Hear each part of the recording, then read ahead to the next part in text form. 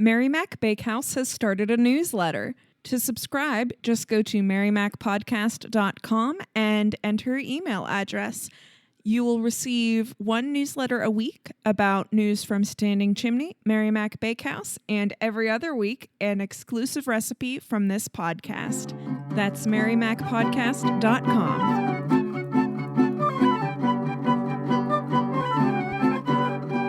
Hello and welcome to In the Kitchen with Mary Mac.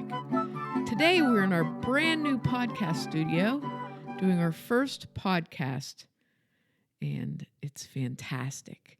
We have these really comfy chairs and curtains and bright lights and microphones on stand, and it's really cool, and Anna set all this up, and she's fantastic. Thank you. Oh, you're welcome. Thank you.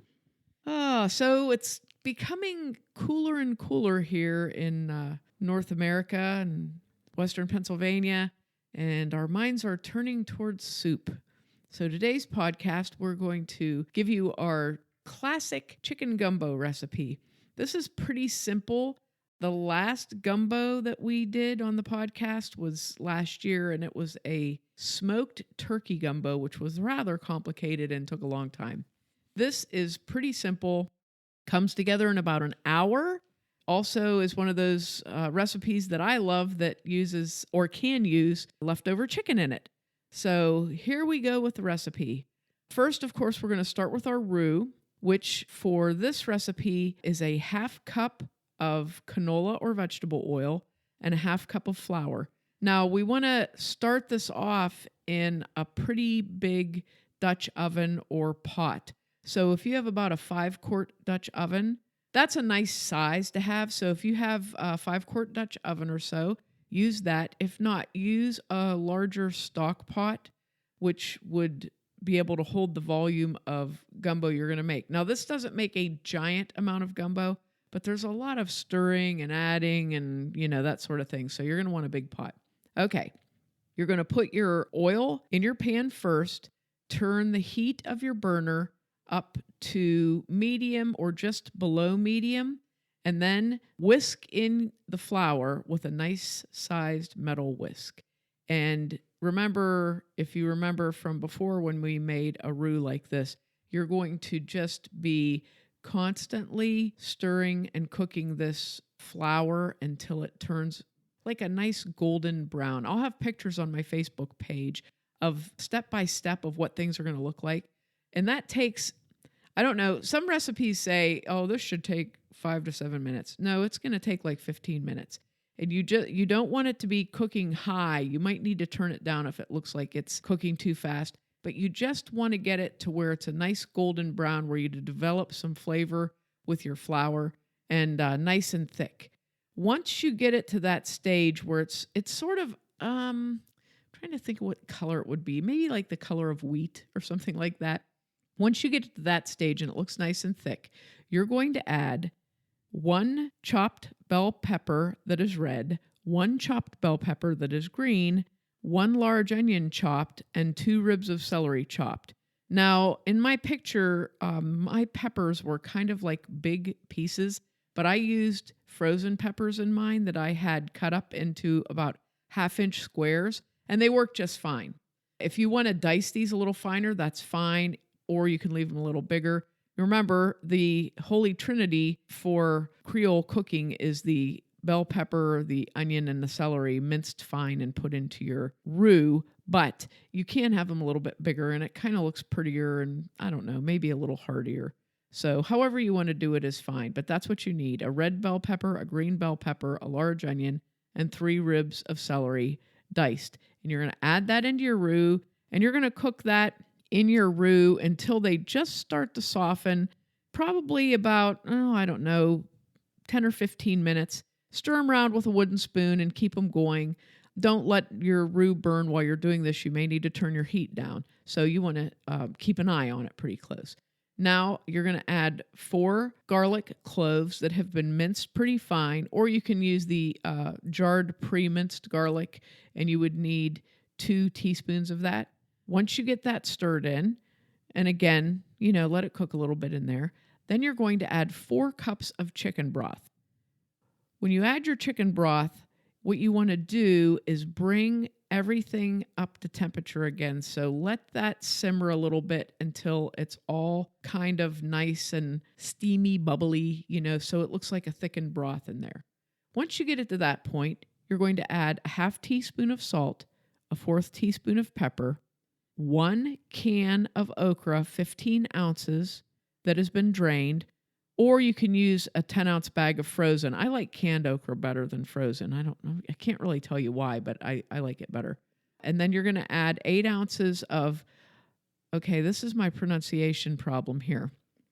Reading this word, I always think it should be pronounced sort of like the French way, like andouille or andouille. Andouille? Yeah. Sausage? Yeah. Is that how you say it? I think it's andouille. That's Let me what look it think. up. But sometimes I say it in my brain andouille. I don't think.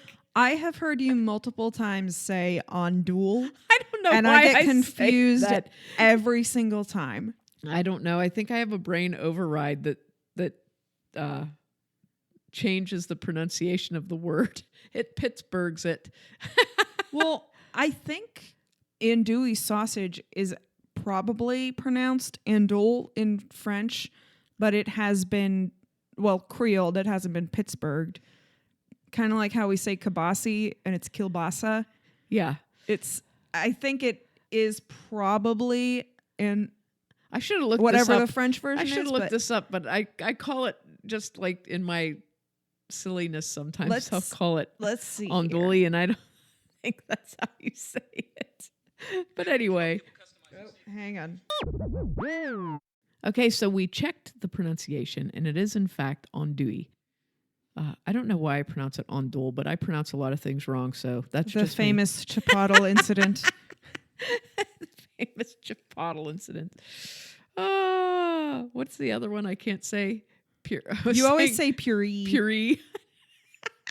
So anyway, you need 8 ounces. If you get it in the package, I think Johnsonville makes it in a package where you get 6 links of it. And what I do sometimes is I just take like 3 links and cut it up and then put the other 3 in the freezer. But that's a good amount. So about 8 ounces of the andouille sausage sliced into 1/4 inch thick slices. So just little slices of it. And then you're going to need 2.5 pounds of cooked chicken. This is where the leftovers come in.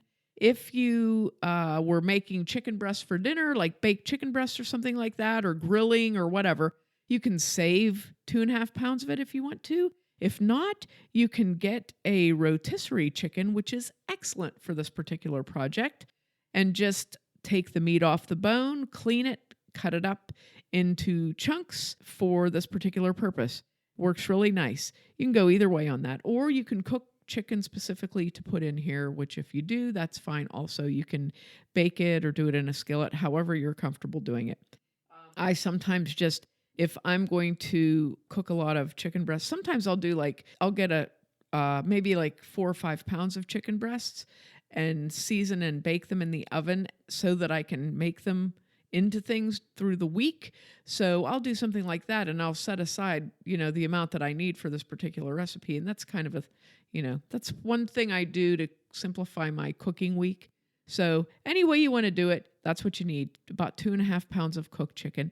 And you can cut this up however you like. It's better to keep it in big pieces, like about a 1-inch chunk, because it will break up when you add it. So you're going to add your sausage and your chicken into the gumbo, and then you're going to let that heat up to temperature, which takes maybe, 15 to 20 minutes. Let it all simmer together, okay? So it's all step by step. You do each step, let it simmer, do another step, let it simmer. And what you do with gumbo is it's served over hot cooked rice. So while your gumbo is simmering, you can make your rice. And I would say make like 2 to 3 cups of rice for this amount of gumbo. And then the way to serve it is you put your gumbo in your bowl and you put a scoop of rice on the side of the bowl, if you have those big flat soup bowls. Or you can put the rice in the bowl first and then put the gumbo over top of it, however you want to do it. But that's how you serve it. You can also have cornbread with this. It's really good. So there you go. There's your chicken gumbo. And it's a very, very good gumbo. It's not spicy, I should add, because really you're only putting a little bit of pepper in this. If you would like it to be spicy, you can add some Tony Chacher's Creole seasoning. Or What's the actual pronunciation of that name? Chacher. Tony Chacher. Tony Chacher? Well, you don't say it like that, but yeah, that's about it. Or Zatarain's or something like that. You can add some of that to it. The sausage itself is pretty spicy, but you know, it's one of those things like gumbo does not have to be spicy, and a lot of times it isn't. It's just very flavorful from all the things you add to it. But if you want to spice it up, you always can. So that's your own option. That's to your taste. And this is a nice, warm, comforting meal, nice on a cold day. And it doesn't take very long to make. Like I said, if you know you're going to make it, you have your leftover chicken ready and prepped, and that's probably the most time-consuming step of the whole thing. So, you know, you just throw it in there. You know, rotisserie chickens are like one of the handiest things ever. You can use them for so many different dishes because they're seasoned, I don't know, a very generic kind of way. You know, they don't have a particular flavor that's going to throw your recipe off. They're good. They're nice and juicy. So they're very handy to use for a recipe like this, and pretty readily available, you know. So there you go. There's your gumbo. I think I said this in a kind of an odd order. I usually give all the ingredients first, and I apologize for that. But this is like such a step-by-step recipe that I just kind of did it in a step-by-step fashion. So I hope you give this a try, though, because this is a really good gumbo. Very basic, very classic. It's very classic kind of a gumbo. Just a regular, nothing fancy gumbo. And make sure to check us out online on Facebook and Instagram at Mary Mac Bakehouse, on Twitter at Mary Mac Podcast and Mobile Mary Mac, and on our website, marymacpodcast.com. You can also see us in person every Saturday in November at Standing Chimney, as well as October 24th at Standing Chimney for a pop-up pie day. Thanks a lot for listening if you did, and if you didn't, too bad for you.